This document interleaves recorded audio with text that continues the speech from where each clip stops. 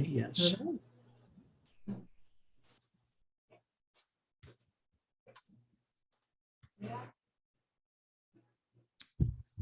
All right, Tony and Allison, you want to get us started? All right. Welcome, everybody. Thank you for logging on and joining the meeting today. Thank you to the team, Alan, Laura, Chicago, Arista, and everybody for all that you continue to do. It's hard to believe that we are looking at the light at the end of this tunnel. Our current timeline is to, well, as you know, we just had a new draft come out, the second draft come out, I believe Friday. And the public hearing at the council is now scheduled for July 11th, with the view towards bringing it for adoption at the August 22 council meeting. So it's right out there in front of us. We have lots of good stuff to talk about today that I'm not going to delve into. I'll let the team do that.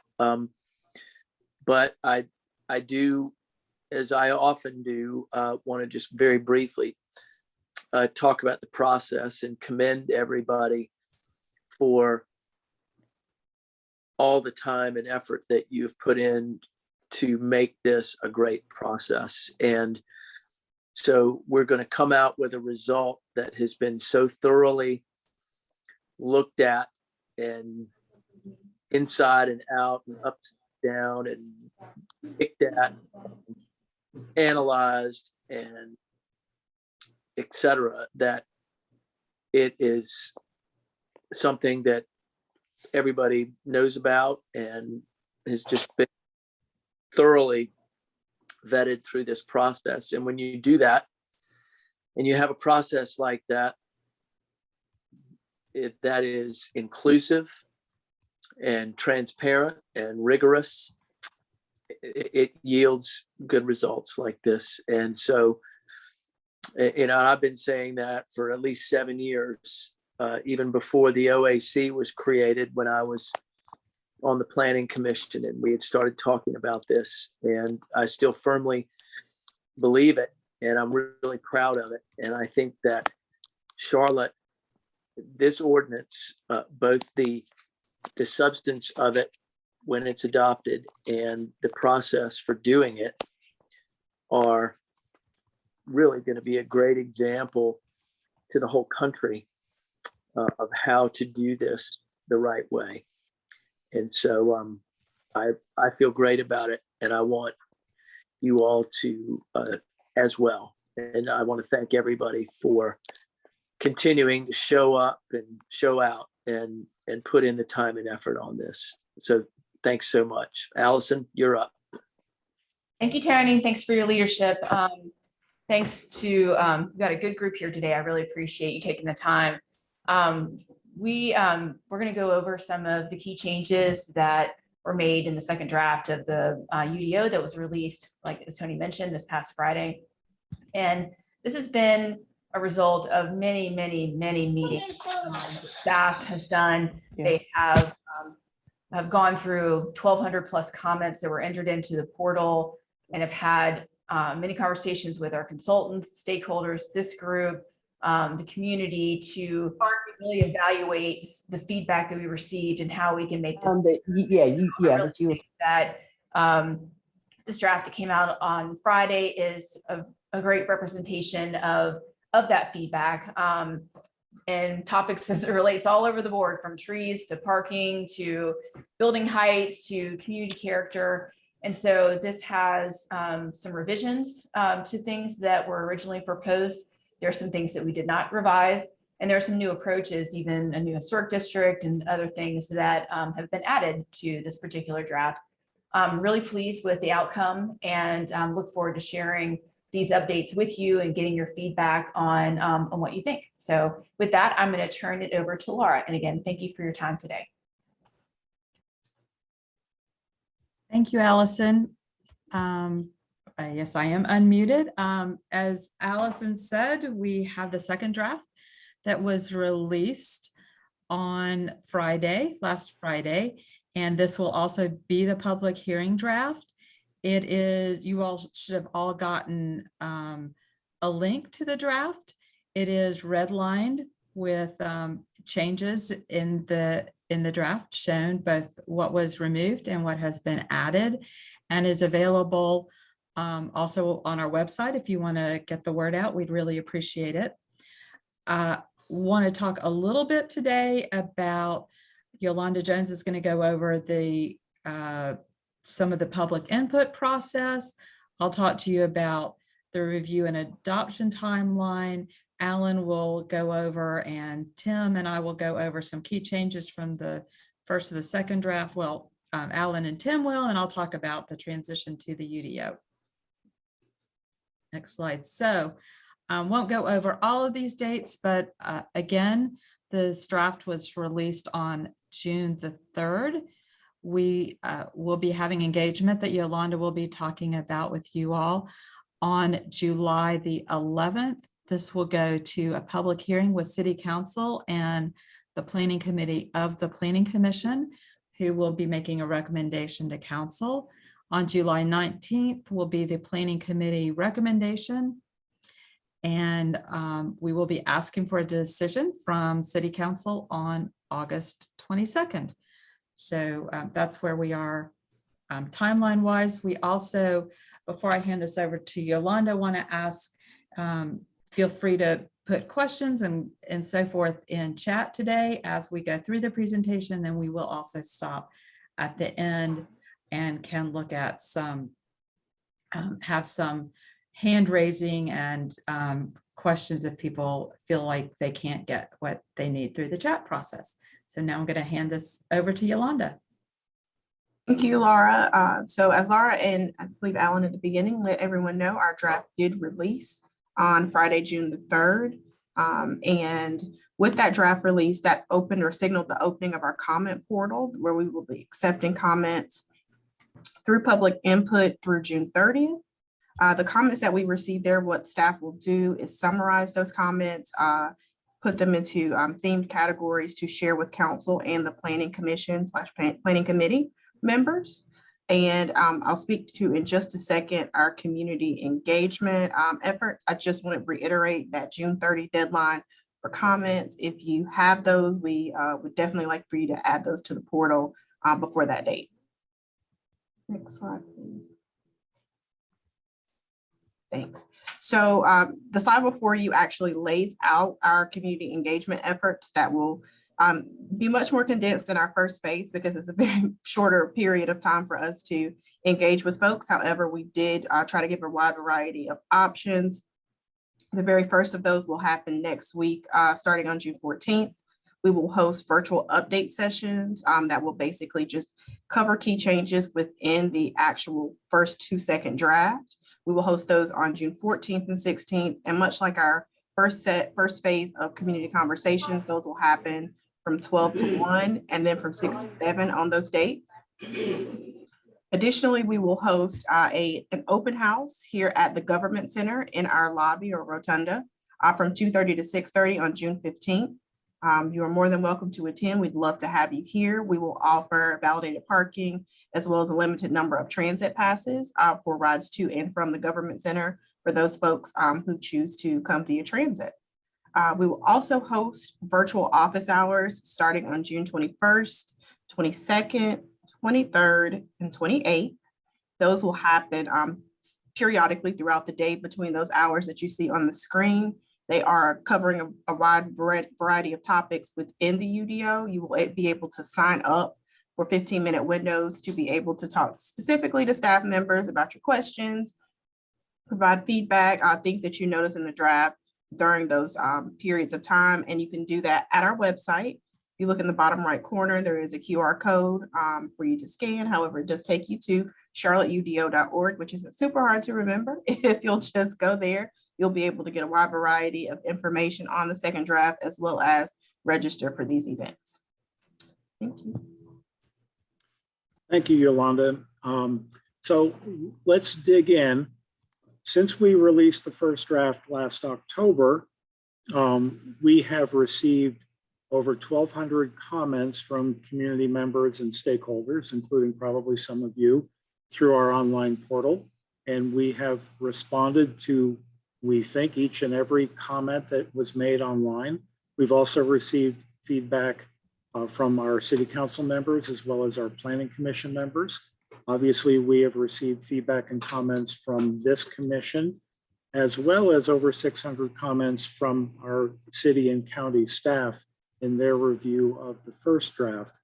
We've had comments that have been all over the place, as you might imagine, but we have taken into account all of the comments that we've received and incorporated many of them into the second draft. As you'll see, and for the next several slides, we'll talk about some of the key changes that have been made from the first draft to the second, not necessarily all, because there were many, but we'll try to cover the changes that are most impactful. But before we get into those, I just want to go over, and I'm sure that by now you have all at least seen a copy of the second draft, and if you have not, please go to our website and take a look at it. But what you will see when you look at the PDF version is that changes have been noted. It is a marked up version of the first draft.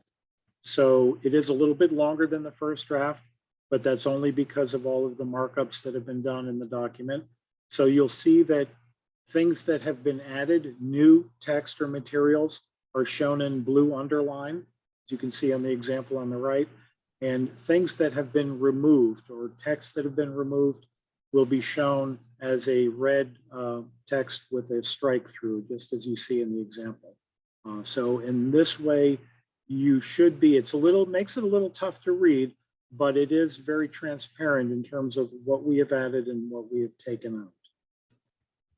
So here are the key updates that I'm going to cover, and Tim and Laura will also help cover over the next several slides. And I'm not going to read the list because we're going to go down these one by one and go through them. I'll apologize in advance. These slides have a lot of text. I will try to condense the text when I'm speaking so that I don't just read everything on the slide, but as usual, the full slide deck will be available for your review at a later date if you want to go in and read all of the words. I'll also mention that a lot of the material on these slides was taken from a companion document that we prepared, an 11-page document that's on our website that summarizes the key changes. And so that's also a very useful thing. If you just want to go over to charlotteudo.org, and I believe there's a link right on the opening page for that key changes document. Covers a lot of the material that we're going to look at today. So the first thing let's talk about is a new campus zoning district, a research campus district that we're calling the RC1 district. It's intended to address and accommodate large-scale research campuses within a mixed-use environment and would be characterized by taller buildings within a pedestrian-oriented urban environment. Another area of the first draft that generated a lot of conversation was the limit on the sidewall height for new development in neighborhood 1 zoning districts. The intent of this requirement was to maintain neighborhood character in terms of size and scale for new infill development in residential neighborhoods. And what it does is it allows for a new dwelling to have a sidewall height of a minimum. In the first draft, it was a minimum of 12 feet measured at the setback, at the side setback line, or the average height of the sidewalls of the buildings, dwellings on either side of the new infill dwelling. However, we received a lot of comments and feedback that the 12-foot limit on sidewall height would prevent duplexes or triplexes from being introduced into these neighborhoods, especially on smaller lots. And we understood that. So in the second draft, that 12-foot minimum sidewall height has been increased to 20 feet. So 20 feet is the new minimum. You could still average the sidewall heights of the buildings on either side if they happen to be taller than that, and you could get more than a 20-foot sidewall, but you still obviously have to stay within the maximum height limit of the zoning district. And this change from 12 feet to 20 feet also applies to the residential infill overlay district, which is in Article 14. Another new district, an overlay district, is the historic street side historic district, or abbreviated HDO-S. And this is a new type of historic district for Charlotte, although it has been used in other communities. And it regulates only the first 50% of buildings and properties on the street side, so that the character of the neighborhood can be preserved, but it allows for additions or expansions or other development activities on the rearmost 50% of the property away from the street, so that it is not as restrictive as our current historic district overlay is. However, for the first 50%, the street facing 50%, the normal historic district guidelines would apply. We have modified the height transition for new development adjacent to a residential use in the neighborhood 1 place type. And the graphics on the right, and they're a little hard to see, they're small, but I'll go over them. The top graphic shows what was originally proposed in the first draft, and it allowed for new development to have a maximum height of 65 feet within the first 200 feet of the lot line for that residential use in a neighborhood 1. And then after 200 feet, the new development could go to whatever the allowable height of that zoning district is. We have revised that in the second draft to allow new development to only go to 50 feet in height for the first 100 feet adjacent to the neighborhood 1 lot line. And then after 100 feet, it could go up to 65 feet in height for the next 100 feet. And then once you get away again from the 200 feet from the lot line of the neighborhood 1, then the development could go as tall as that zoning district would allow. And this essentially has the effect of decreasing the height of new development closer to the residential use in neighborhood 1. We have also revised the maximum building height in several of the districts, mostly in the centers districts. We've also increased the allowable height with bonus in several districts. In some cases, the increase has been relatively minor, from 5 feet in some cases to 50 feet in other cases. We've also reduced the minimum building height in the neighborhood center or NC district from 24 feet to 16 feet to reflect that that district is of lesser intensity than the other center zoning districts. As a reminder, the building heights are found in a table in each of the individual zoning district articles. Short-term rentals generated more community comments than anything else in the UDO, both comments in favor of regulating them and in opposition to regulating them. And by short-term rentals, we're talking about things like Airbnb and Vrbo. There is a lawsuit that is going on in Wilmington in the North Carolina Court of Appeals over this topic. And therefore, the city attorney's office has recommended that we not include any short-term rental regulations in the UDO at this time, pending the outcome and guidance from that lawsuit. So we are putting any regulating of short-term rentals on hold until we get further legal advice from our attorneys.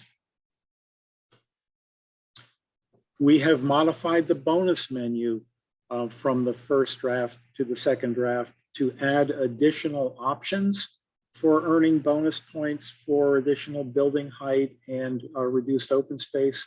And those new options include a different option for provision of affordable housing, which focuses on a lower income bracket, 60% of their area median income rather than the 80% that's in the, you can still get bonus points by doing 80%, but we have a new option for 60%.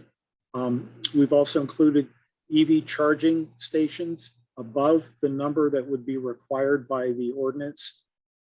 If you do additional EV charging or EV charging in a district where it wouldn't normally be required, you could earn bonus points. Also for multimodal transportation mitigation and transportation demand management mitigation, TDM. So we think that the additional bonus options will offer more opportunities to help us advance our city's priorities by providing community benefits such as lower affordable housing for lower AMI households, as well as the goals of some of our other adopted policies like our Strategic Energy Action Plan and our Strategic Mobility Plan. We have also modified the option for providing affordable housing in new development. And we've added the ability to utilize standards of a different zoning district if you're providing affordable housing, if a different zoning district may work better for that development. We are also adjusting the requirement to build streets under certain conditions, also reimbursement for required sidewalks along public streets, as well as alternative standards for green area and heritage trees. And we're going to take a look at that and hopefully see if that will generate some additional use of the affordable housing provisions of the UDO. We received comments and a lot of conversation about required open space and whether or not there were any available options to providing on-site open space. And so we've worked with Mecklenburg County Park and Rec staff to develop a couple of options. One would be to dedicate land to County Park and Rec, and the other would be to provide a fee in lieu or a combination of those two in lieu of or instead of providing the required on-site open space on the development site. So again, this provides more flexibility, hopefully for some sites where it is difficult to find the room for the required open space, that there are now a couple of options available. Open area overlap. We've had several questions about whether or not required open areas can overlap. And what I mean by that is, can you use the same piece of land on the site, on the development site, to meet more than one requirement? And in some cases, yes, you can, as long as the requirements of each of those articles are met. So for example, can I overlap my required open space, which is in Article 16, with my required tree save from Article 20? And the answer, I believe, would be yes, as long as you meet the individual requirements for open space as well as the requirements for tree save. So I'm not going to read the whole list, but there are these bullet points. All of these areas are potentially areas that can overlap as long as the requirements of each is met. We have modified, or in some cases eliminated, some building design standards that were in some of the zoning district articles in the UDO. First, the requirement for multifamily development that vehicle entrances to garages be located to the rear of the building was deleted. For townhouse and multifamily attached, we originally in the first draft had a limit on the number of dwelling units that could be included in a single structure. We've eliminated that, but replaced it with a maximum building length recognizing that all units are not the same size or width. And so instead of a max number of units, we now have a maximum building length for townhome and multifamily attached. For non-residential development, we have deleted the requirement for facade modulation. For multifamily stacked residential, we've modified the facade modulation requirement. We have eliminated the building base and entrance design standard for taller buildings, a standard that would require the first 2 floors above street grade to be significantly distinguished from the remainder of the building. And finally, the prominent entrance design standard has been modified. I know that's a lot, and without going into the details of all of that, if you want to dig deeper, obviously, go into that red line second version, second edition of the UDO, and you can see exactly how those changes work. Electric vehicle charging stations is another requirement that generated a lot of conversation in this group and elsewhere. We think it is important to maintain some sort of electric vehicle charging station requirement in the UDO for certain uses. Those uses are multifamily development, the residential portion of a mixed-use development, hotels, and parking lots and parking structures as a principal use. However, we've modified the requirements from the first draft to the second to eliminate the requirement for EV ready and only have requirements for EV capable and EV installed. It depends on the number of parking spaces that are provided, and that will determine the number or percent of EV capable and EV installed spaces.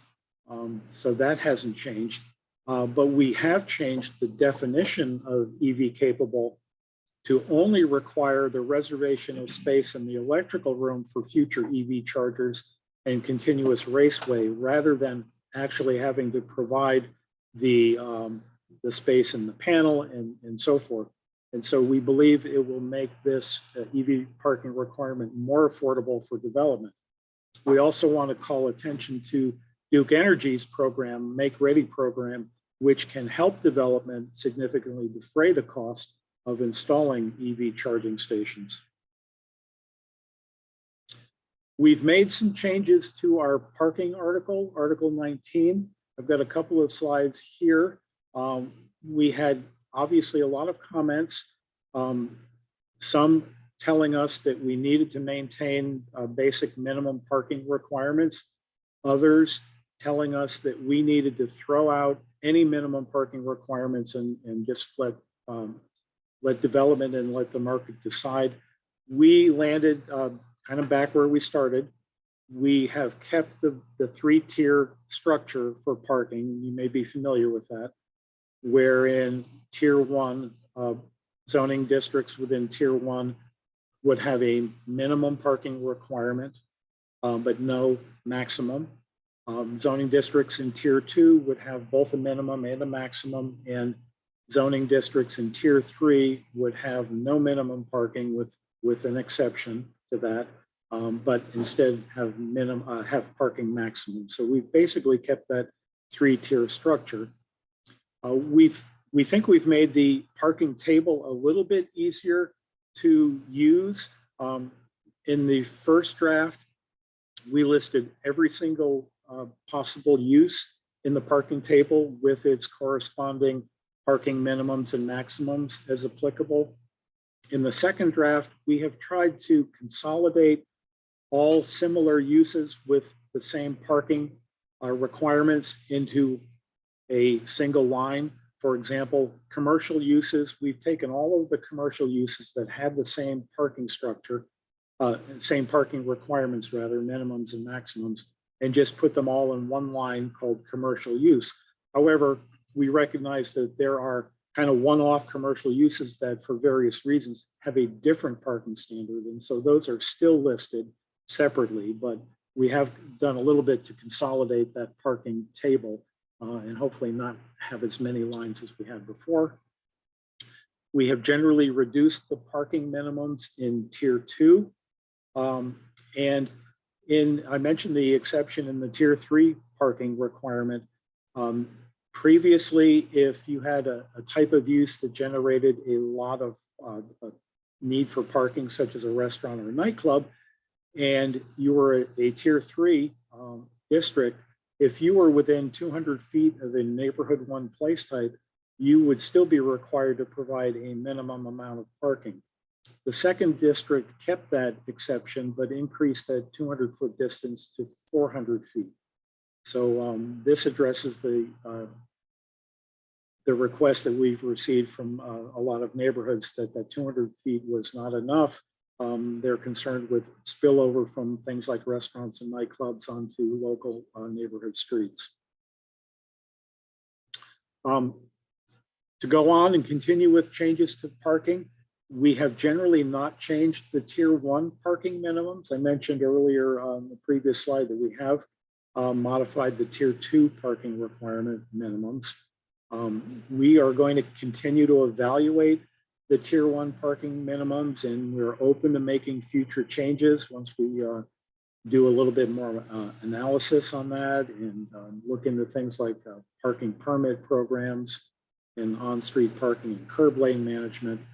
And finally, another significant change is that if development is within a half a mile of an existing transit station, that development can use the tier 3 parking standards, even if the zoning district that they're developing under is not in tier 3. So if you're doing a development in, say, a tier 2 zoning district, maybe a neighborhood center, which I think is in tier 2, you'd be able to use the tier 3 standards instead if you're within a half mile of an existing transit station. At this point, I'm going to call on Tim Porter, our Chief Urban Forester, to cover the next 3 slides talking about trees. Tim? Thanks, Alan. Good afternoon now, everyone.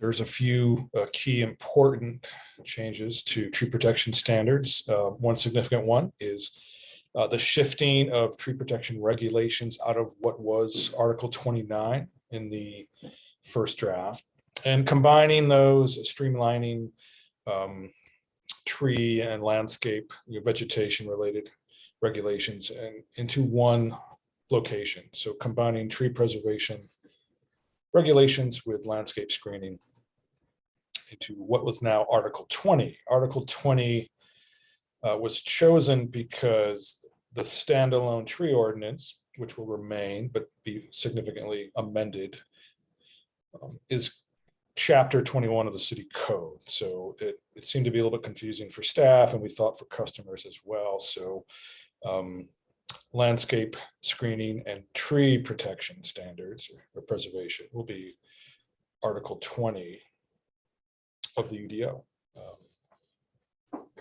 Next slide, please. So heritage trees have been by far the most significant, prominent, controversial tree preservation requirement. And I'm not going to read this big block of text here, but it does outline some very key important changes. In the public hearing draft, we have proposed to shift and pivot to a moderate to lower preservation approach that emphasizes tracking and mitigation for heritage tree removal.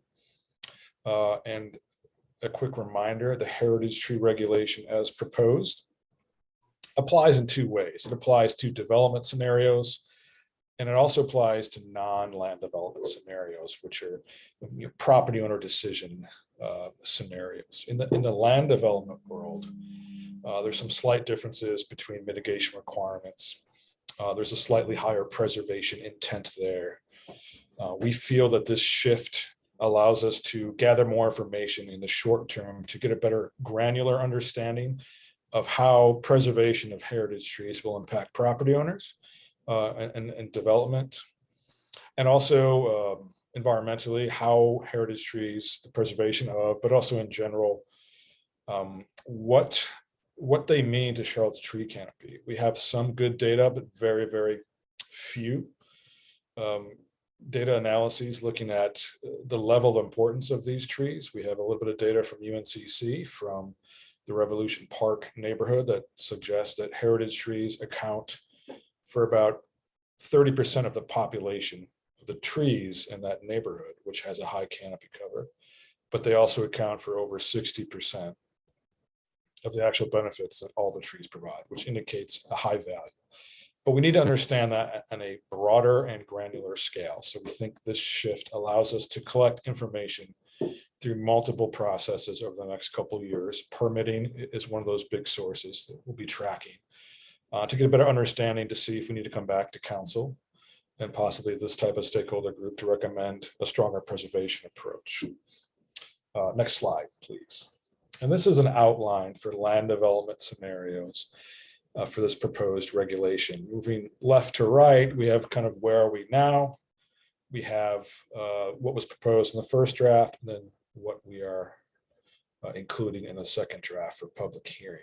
We do have a very minor heritage tree regulation now under the far left column. It really only targets champion sized trees, state champion trees, the biggest of each individual species.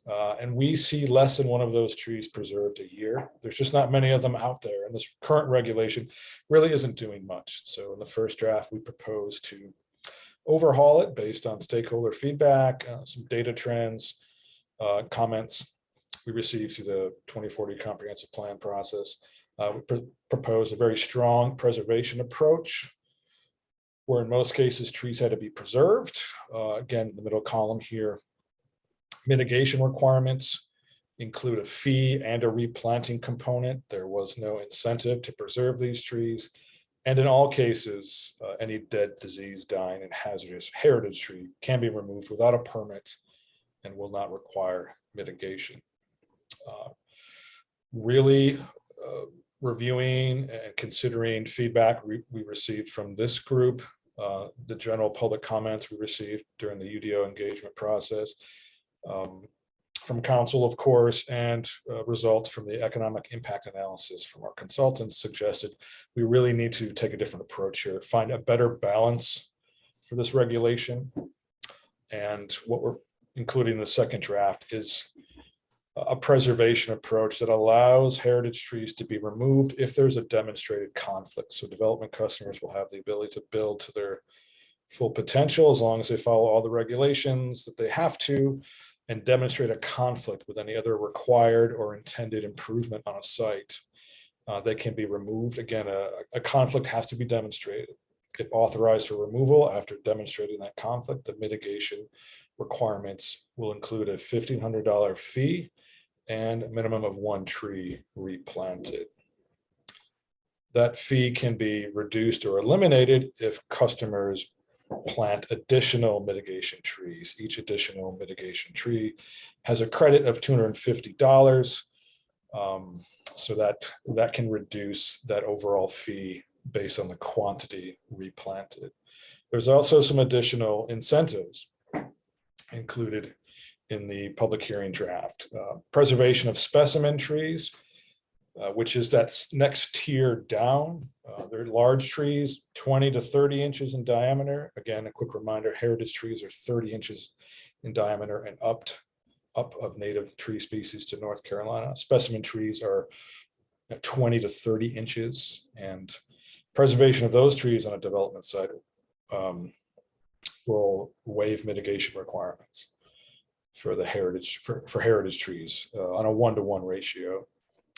There's also an incentive credit for preserving heritage trees by providing double credit for the canopy cover of any preserved heritage tree towards meeting the green area requirement for development site, which is currently known as tree safe.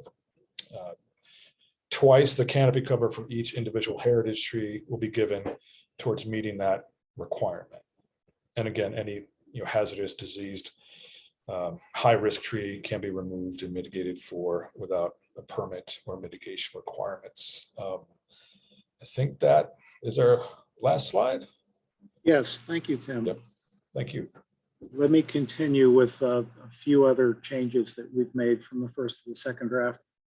We have changed we've increased the maximum block length in our manufacturing and logistics place types from 1,500 feet in the first draft to 2,000 feet in the second draft, done to accommodate very long buildings that would likely be developed in these place types, such as something like a fulfillment center or a large distribution center that normally would require a very long building.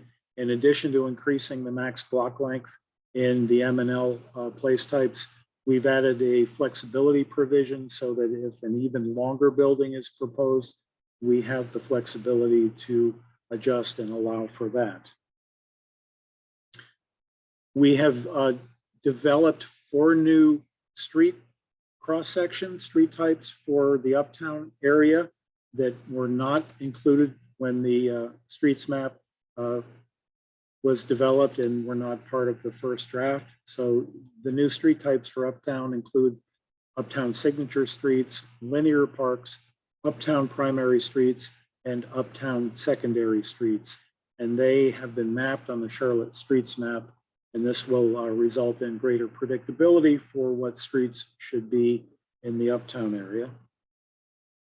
And finally, in Article 38 of the second draft, we have clarified that existing non-conforming site elements, such as landscaping, fencing, or walls, or parking and loading areas, do not have to conform when the new UDO goes into effect if they are non-conforming today. However, the caveat there is if there is new construction of a principal building on that site, then those non-conforming site elements would need to be brought into conformance with the UDO requirements. So that wraps up the significant development regulation changes from the first draft to the second. And now Laura, I think, is going to cover what happens after adoption, or how do we transition from our current ordinances to the UDO.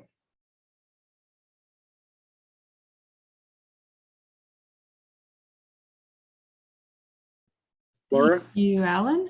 Okay, thanks. So a little bit about how we moved from where we are today with our current regulations to the UDO, particularly focusing on zoning today, but even a bit beyond that. So we are recommending that the effective date for the UDO be 9 months after the adoption of the UDO, approximately 9 months, probably start that at the beginning of a month. All conventional zoning will translate from the current zoning districts to the new zoning districts on that effective date of the UDO.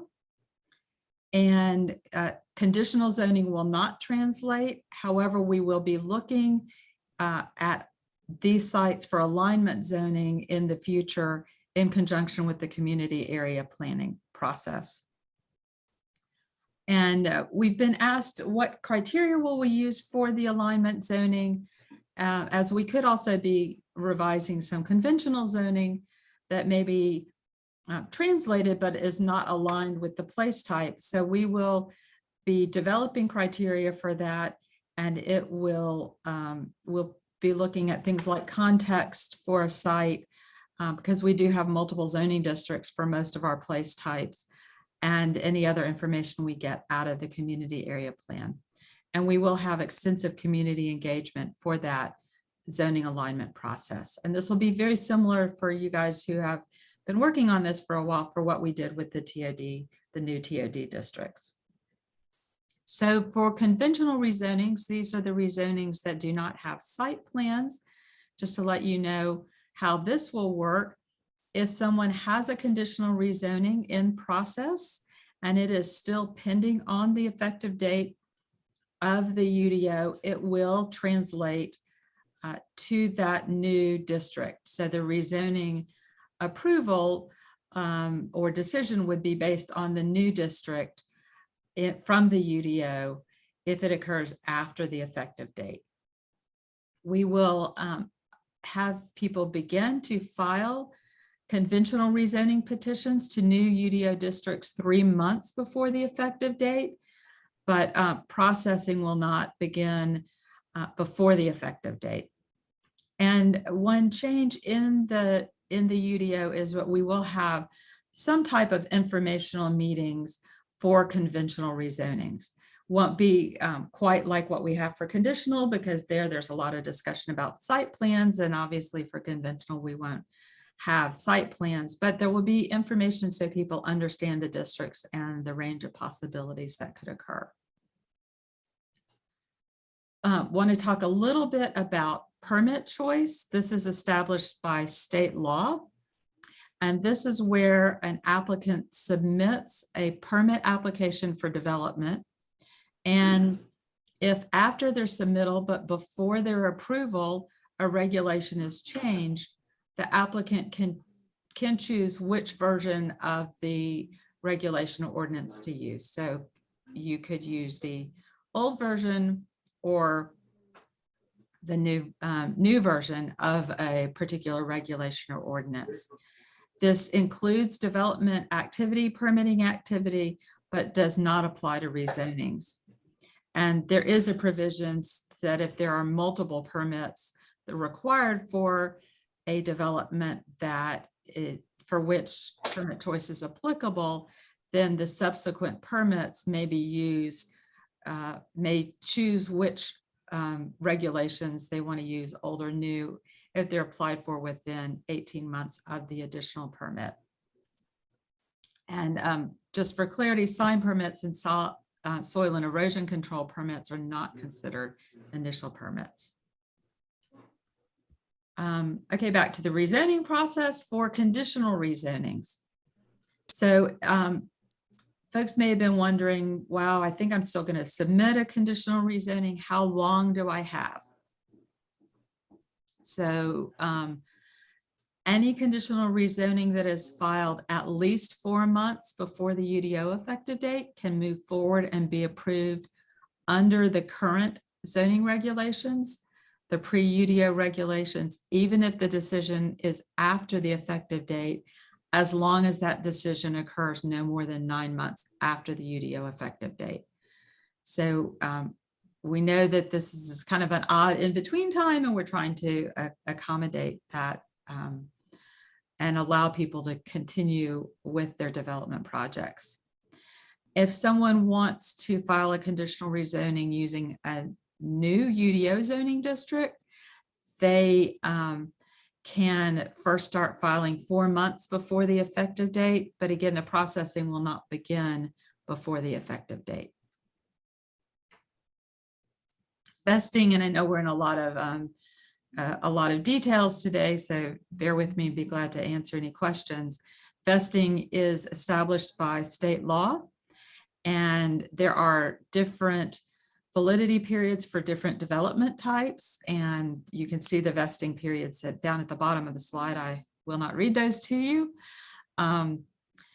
It does apply, though, to those different development types, and the vested rights become effective on the day of approval. So what that says is that you can continue to build under the development rights that you got your approval, even if there's a change to regulations, and that those rights cannot be taken away from you during this time period.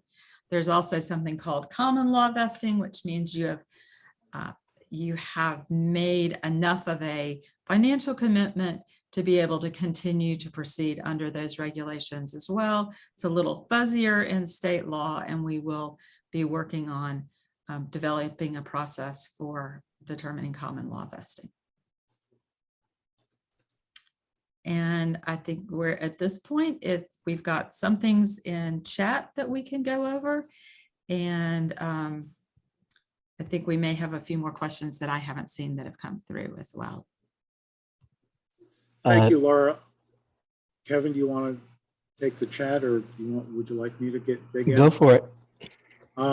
Okay, I think, and we haven't had a lot of questions yet in chat, but one that Walter made at 12:07 talking about that height transition requirement that I went over.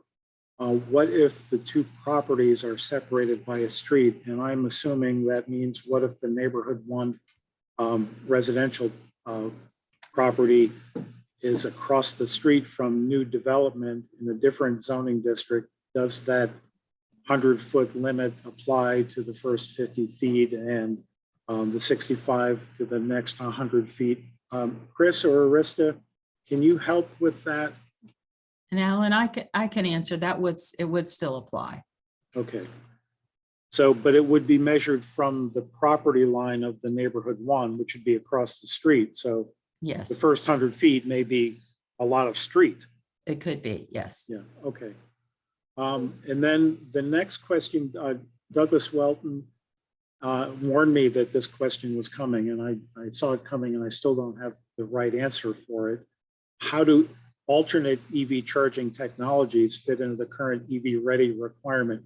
For example, if a business provides a swappable battery kiosk, which takes up no parking spaces, is that considered EV ready? I have to admit, this is not my area of expertise. I'm not familiar with that technology. So I don't know that I have an answer for that. Douglas, if you want to elaborate a little bit and maybe help us understand what that swappable battery kiosk is. I'd be curious. Yes. Can you guys hear me first of all? Yes. When I talk about swappable technology for batteries, the holy grail for EV charging is that it takes place at the same speed as you fill up your tank right now. And the swappable battery folks basically say that the fastest charge is the one that you don't do yourself. So they provide you with a swappable battery. Kind of like Redbox for batteries. Yeah. So if a location provides swappable batteries, is that something that fulfills this requirement?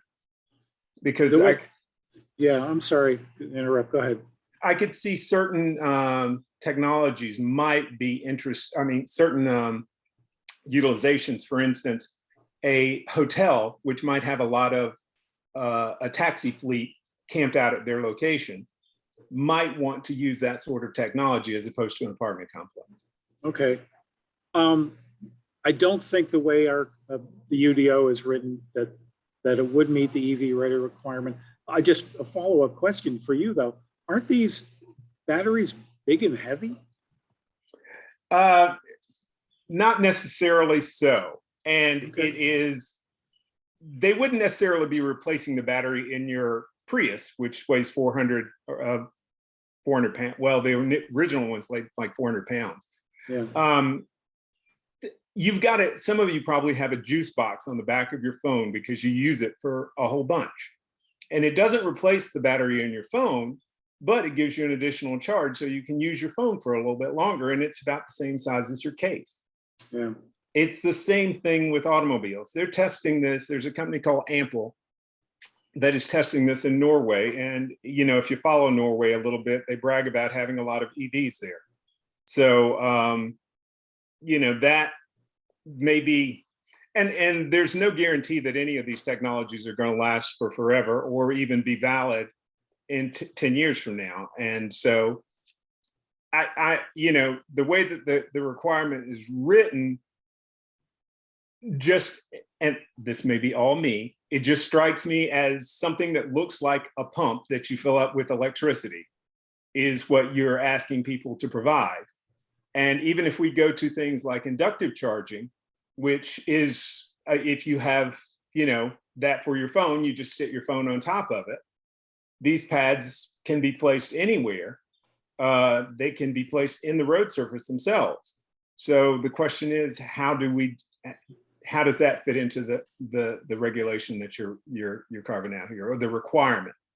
Yeah, we've tried to be as open to allowing for new technologies as we can. Obviously, if you put something in the road surface, it's not going to meet the requirement of development.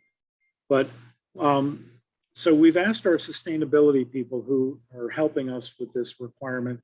And what they suggested is that, for example, EV installed simply be the installation of an electrical vehicle charging station, which has to be rated at a minimum of 32 amps, 7.2 kilowatts. That doesn't mean much to me.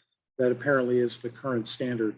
As technology advances, and if we find that our current EV parking standards are not adequate, we can always modify them through an amendment. Yeah, and I agree with you. I mean, this is, let's use the 90s term, a living document. So that will happen, and new technology will meet you and sometimes kick you in the face before you're able to respond to it. So I just had a reaction to that yesterday when we had planning commission meetings. So I wanted to bring it up today. Thank you. Thank you, Alan.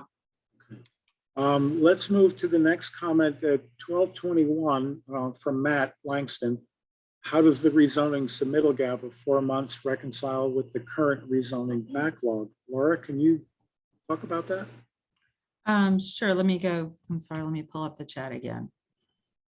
So we with resources that we have from City Council are going to be working on strategies to try to eliminate that backlog before the UDO comes into effect or gets close to coming into effect. So that was the purpose of that 4 months, is that it would really then be, or the 3 months for conventional, the typical time period used. And so people could get in the queue and making sure that they could go ahead and, well, actually getting them in the queue so that they will be ready to go on day one if we still have a backlog in place. So we're doing our best to eliminate that backlog.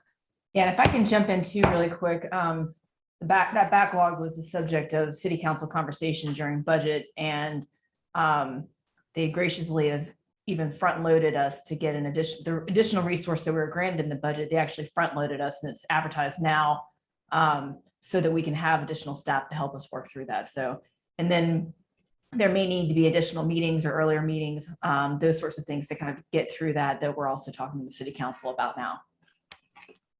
Okay, but will you be able to submit under the new zones prior to the effective date? Or is the idea kind of pile through the stack of old ones? I'm trying to figure out when you could submit like into rezoning. You can Matt, submit conventional 3 months before and conditional 4 months before the effective date. Okay. Yeah. Thank you, Laura. Okay, a couple more comments about the EV requirement and keeping up with technology. I think the best we can do right now is to say that we will try to keep up with technology, and if our current ordinance proves to be outdated, we will do our best to amend the ordinance for EV parking to keep up with the current technology. Question from Eric made it 1229. Worrying about zoning, I guess the alignment zoning having to wait for the community planning efforts, which may take some time to accomplish, and that we don't hurt good urban design with the height transitions, especially near transit investments. So I understand the question. Eric, is there any follow-up conversation you want to have about that? I don't quite know how to respond to that. Yeah, Alan, it's related to, I could just pull stuff from NODA or other places where you have, it's switched in transition. So you might have some neighborhood one places where then you would have the 100-foot rule in the transition across the street, like 36th Street. You would have a 50-foot front side of the building that then would be able to go up to 65 once you went beyond 100 feet, right? So it just would be odd kind of design where on the main street, like a 36th Street, you would have a shorter front side because across the street you might have a neighborhood 1, right? And that might be rectified once we go through the community planning. But in the meantime, if something is happening in that in-between period, we could end up with some buildings that have short front sides that front 36th Street only, to comply with that transition. I just think maybe creating some sort of exception with the streets map with the type of street that transition does not apply, on anything on a major, corridor, and maybe would only apply on a neighborhood street or something smaller. I think there needs to be something there so we don't impact density on those corridors, especially near transit stations. Thank you, Eric. I think I understand your point. Does anybody on the UDO team have any thoughts about that, or anyone else? Okay. Well, I hope you'll use the opportunity to make that comment to us in our portal. Thank you. And yeah, looking at the chat, and I think we have pretty well touched on the questions and comments that have been made so far.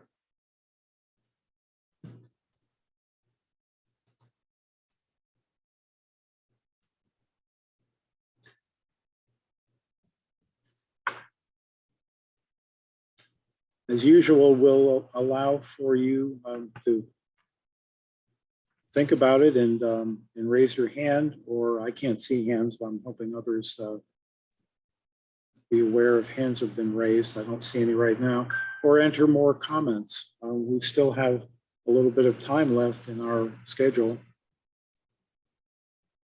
Or maybe it's just because we just came out with this draft last Friday and you really haven't had that much of an opportunity to dig in, but hopefully based on the slides that we went through today, you've been able to at least become aware of some of the key changes that are being proposed in the second draft.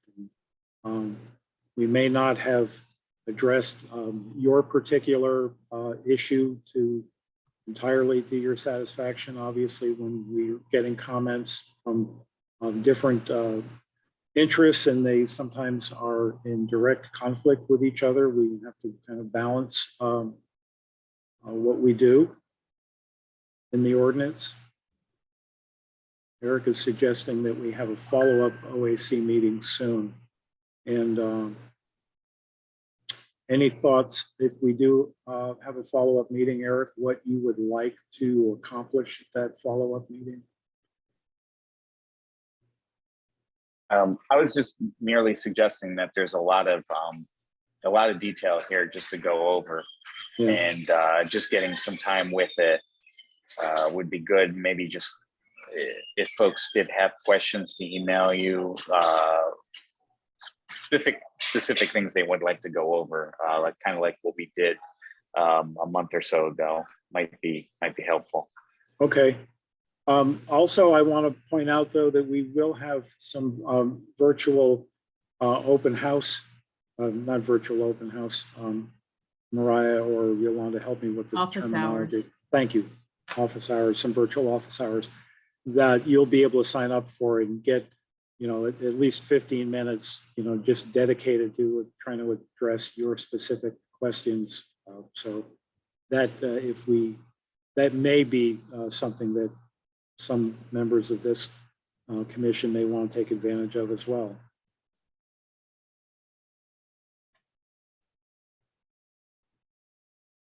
Thank you for that comment, Michelle. Appreciate it.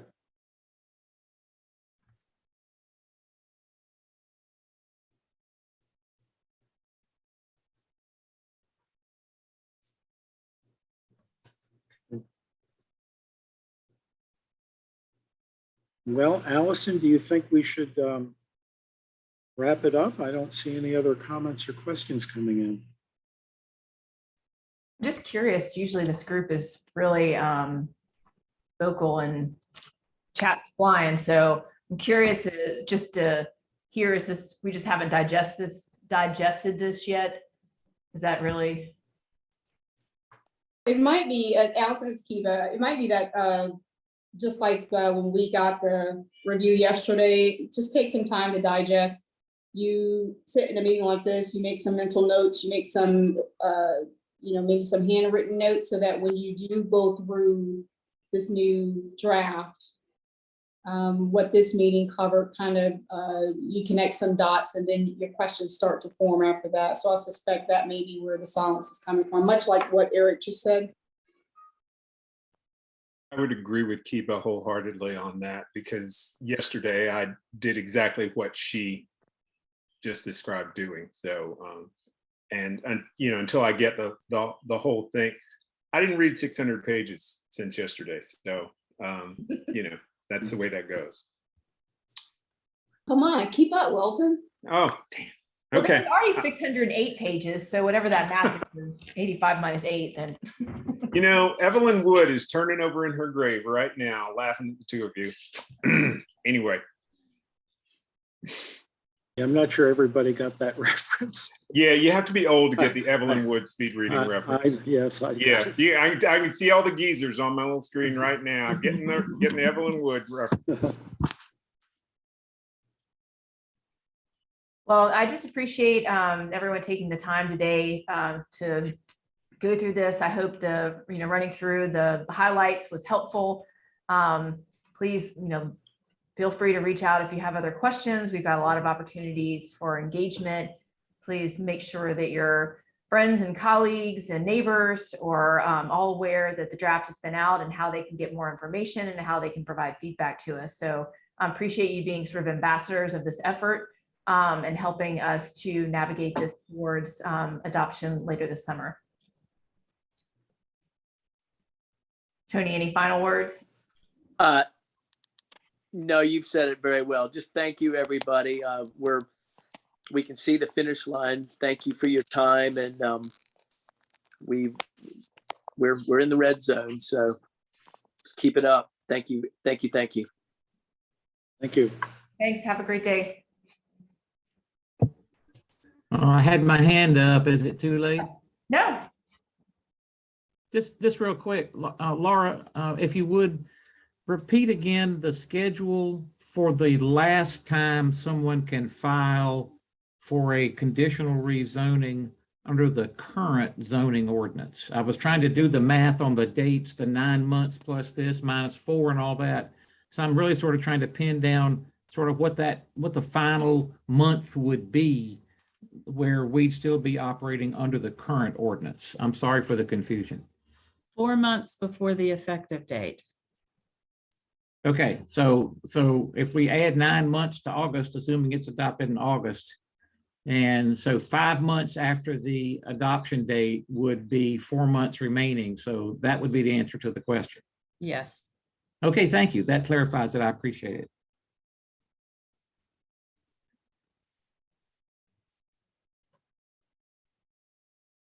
All right.